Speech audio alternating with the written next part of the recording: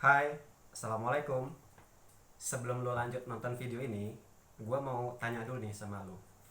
Apakah lo saat ini lagi ada di fase dimana lo sulit untuk menerima kekurangan yang ada pada diri lo?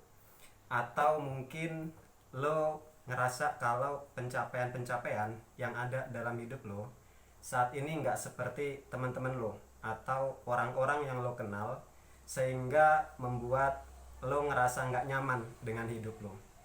Atau malah mungkin saat ini lo lagi ngerasa timbul ada rasa iri, rasa minder, khawatir yang berlebihan, perasaan tidak terima atas keadaan lo saat ini?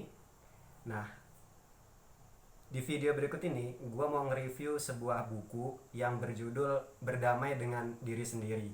Ya, harapannya sih lewat buku yang mau gue review ini bisa jadi referensi bacaan buat lo untuk bisa berdamai dengan diri lo sendiri ataupun keadaan-keadaan yang gue sebutin di awal tadi. Penasaran seperti apa bukunya? Tonton sampai selesai ya.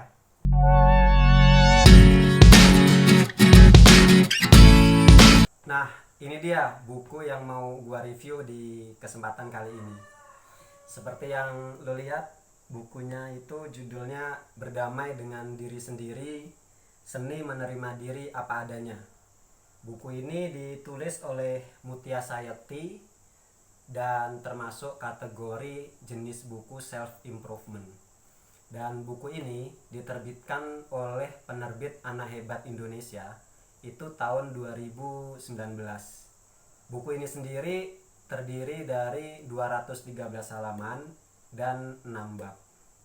Dan kalau lo lihat sendiri, ya kan, cover dari buku ini itu termasuk kategori atau jenisnya itu hardcover. Nah, terus pertanyaannya, sebenarnya apa sih isi dari buku Berdamai dengan Diri Sendiri yang ditulis oleh Mutia Sayati ini? Jadi teman-teman sekalian, buku Berdamai dengan Diri Sendiri ini isinya adalah tentang gimana cara kita untuk menerima kekurangan, kelemahan, atau ketidaksempurnaan yang ada pada diri kita, sehingga membuat kita nggak menghakimi diri kita sendiri. Kita nggak terlalu menyalahkan diri kita sendiri, yang ujung-ujungnya malah membuat kita jadi seperti stres, seperti depresi, dan malah kita nggak bisa mendapatkan rasa bahagia.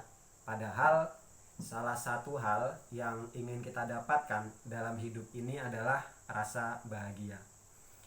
Mungkin kita nggak sadar ya kalau ternyata rasa nggak bahagia itu sebenarnya kita sendiri yang menciptakan.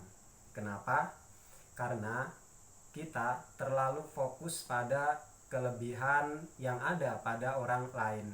Kita dengan begitu mudahnya melihat kelebihan-kelebihan yang ada pada orang lain, dan kita sendiri justru malah terlalu fokus pada kelemahan, kekurangan, dan ketidaksempurnaan yang ada pada diri kita. Ujung-ujungnya apa? Kita jadi stres, kita jadi depresi karena telah terjadi pergeseran pola pikir kita. Nah, pergeseran pola pikir inilah yang kemudian mungkin secara nggak sadar beberapa di antara kita itu sengaja mengubur secara dalam potensi yang ada di dalam diri kita. Padahal selain kelemahan, Tuhan itu juga menciptakan kelebihan yang ada pada diri kita. Tapi kelebihan-kelebihan itu dengan sengaja kita kubur sendiri karena kita terlalu fokus pada kelemahan-kelemahan kita, kekurangan kita, dan ketidaksempurnaan yang ada pada diri kita. Kalau misalkan kita lihat orang-orang besar yang hari ini kita nikmati karyanya, yang kita rasakan karyanya, adalah mereka yang sudah mampu berdamai dengan diri mereka sendiri. Mereka sudah tahu apa yang jadi kelebihan mereka, dan mereka mengalihkan fokus mereka pada kelebihannya itu, bukan pada kekurangannya. Sebagai contoh misalkan nih, Nick Vujicic yang terlahir dengan kelainan tangan dan kaki, yang terlahir dengan kondisi tangan dan kaki yang gak sempurna selayaknya manusia normal lainnya. Bayangin, seandainya Nick itu fokus pada kekurangannya, mungkin hari ini kita dan juga dunia tidak akan mengenalnya sebagai seorang motivator dan juga tokoh inspiratif. Oh iya, sebelum lo lanjut nonton video ini, jangan lupa ya untuk klik like dan subscribe channel ini. Selain berisi tentang gimana sih cara kita menerima kekurangan, kelemahan, dan ketidaksempurnaan yang ada pada diri kita, di buku ini kita juga akan belajar tentang gimana sih cara kita untuk melihat potensi yang ada pada orang lain, sehingga kita itu jadi nggak minder, jadi nggak iri dengan potensi yang ada pada orang lain. Di buku ini juga kita akan belajar gimana cara kita untuk mengetahui potensi apa yang ada di dalam diri kita. Nah, buku yang ditulis oleh Mutia Sayekti ini berangkat dari pengalaman pribadi si penulisnya, di mana dia mencoba untuk berdamai dengan diri sendiri, mencoba untuk bagaimana melawan konflik batin yang melanda dirinya, hingga akhirnya dia berhasil dan mulai mengarsipkan mimpinya satu persatu. Nah, cerita lengkapnya nanti bisa lo baca di buku ini di halaman 114. Terus apa aja sih yang bisa didapatkan setelah membaca buku ini? Ada beberapa hal yang bisa kita dapatkan. Pertama, cobalah untuk bisa berdamai dan bersahabat dengan kekurangan yang ada pada diri kita. Kalau memang kekurangan itu bisa kita rubah, ya udah, kita rubah aja dengan cara yang benar.